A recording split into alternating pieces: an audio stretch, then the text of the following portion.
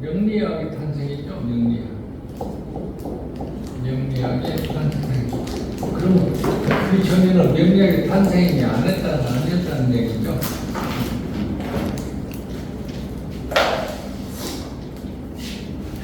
자, 그래서 이제 명리학의 탄생은요, 왜 명리학 탄생이라는 타이틀을 쓰냐면 관점의 변화가 컸었다라는 거예요. 관점의 변화.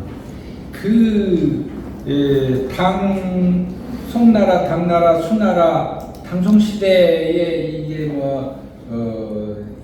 지금 척천수라든지, 유배우는 척천수라든지, 공통보감이라든지, 자평진전이라든지, 이런 책들이 그 당시 유행하던 책들이에요. 1500년 전?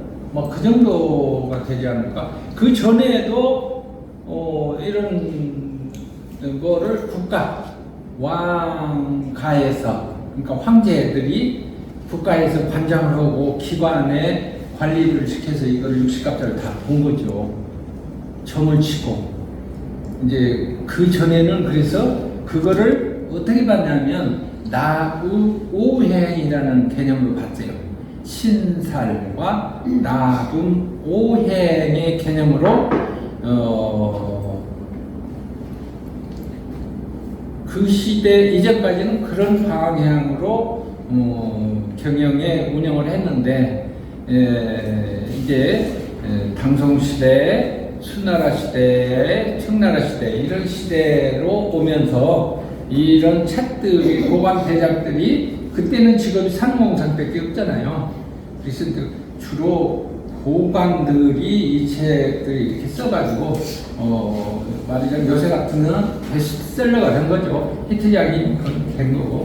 그래서 이제 한국까지 이런 것들이 넘어와서 근대에 한국에서는 이성경 씨, 박지한 씨, 또 진주에 있는 박재현, 박도사라고 하는 그런 3대 이제 도사들이 한국의 명리학을 이끈 역사가 되기도 해요.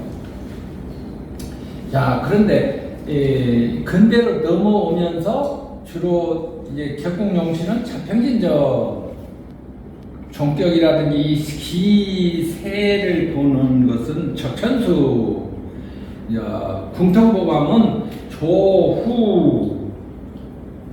조후가 뭐예요? 따뜻함인가? 온남, 습함, 하여튼 춥고 덥고 습하고 건조하고 온난 조수, 한난 조수 하여튼 명칭은 어떻든 간에 그것을 기준으로 해서 봤었는데 이 현존하는 각 대학이라든지 각 기관에서 또는 단체에서 공부하는 것들은 주로 격국 용신, 신강, 신약으로 도출하는 격국 용신과 또 그 근이 있고 통근했느냐, 또 왕하냐, 쇠하냐, 왕세 이런 것들을 주로 보고 그 사주를 판단했대요. 그렇게 되기 위한 원인이 뭐냐면 이 일간, 연원리시에서 일간을 기준으로 일간을 주인 것은 맞아요. 근데 파워가 있느냐 없느냐를 일간에 기운을 실어가지고 사주를 감정을 했기 때문에 일간에 의해서 토출되어 있는 논리가 뭐예요? 갑이 갑을 보면 비견이요, 갑이 을을 보면 겁재요. 이걸 뭐라고 그래요? 십신론이라고 그러죠. 10개의 귀신 진자를 붙여서 이 십신론의 피해가 많다. 십신론이 전부가 아닌데 자평에서는 십신이 명리의 꽃이니 이런 얼처하는 말들을 해가지고 후배들을 현혹하는 일이 있었다라는 거죠. 그래서 결코 그것이 전부가 아니다. 학문을 위한 공부가 돼서는 현재 실제적으로 써먹기가 어렵다. 그래서 시국 명리학에서는 그런 인위적으로 만든 용어죠. 그게 용신이라든지 신강신학, 격국용신, 왕세 통분을 했느니 이런 것이 인위적으로 만든 용어다. 학자가 그냥 만든 용어에 불과하다. 그래서 인위적으로 만든 용어를 억제를 하고 실제 추나 추동 지구가 자전 공전하면서 돌아가는 자연스러운 흐름을 본다. 그래서 시간의 흐름, 시간이라는 것은 에너지로서 천간의 기운을 말하는 건데, 말씀드리자면 10개의 천간, 갑을, 병정, 무기, 경신, 임계, 그 천간의 기운이 하늘에서 이미 이루어 행사를 했는데 지구에서는 아직 이루어지지 않은 괴리감이 있죠. 그러죠? 하늘에서는 이미 기획을 하고 시동을 걸었지만 지구에서는 아직 씨앗이 발화하지 않고 잎이 나오지 않았다. 그 기간이 필요한 거죠. 그래서 에너지를 방사하면 추나 추동으로 그 에너지를 받아서 시행하는 기간이 필요한 거예요. 그래서 천간은 10개고 지지는 그 에너지를 받아서 행사하는 그 땅은 12개예요. 그래서 2개의 차이가 있는 거예요.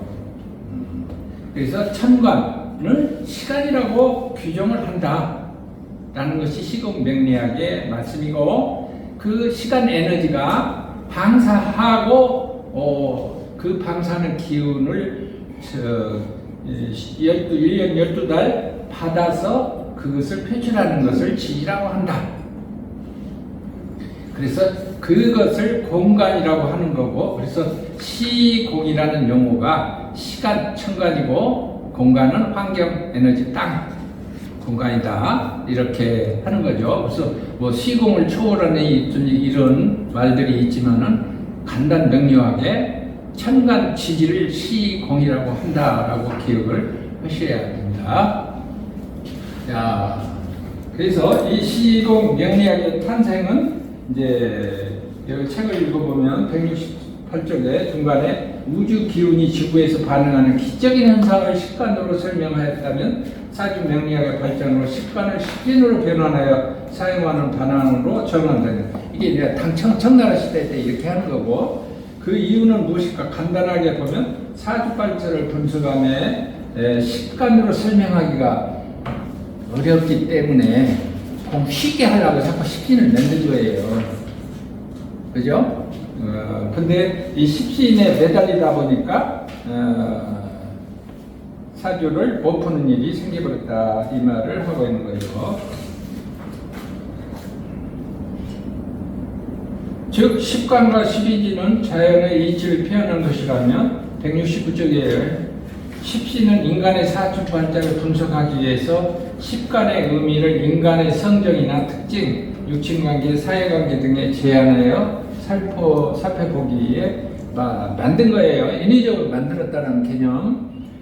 또 하나의 문제는 십관은 기적인 부분을 표현하는 것으로 천간을 상징하는 10개의 부호인데, 명리학에서는 지지에는 12개의 부호도 동일하게 십신을 적용한 것이다. 이게 이제 공부를 해보신 분은 알겠지만은 이게 오늘이 무슨 일이라고 그래요? 네?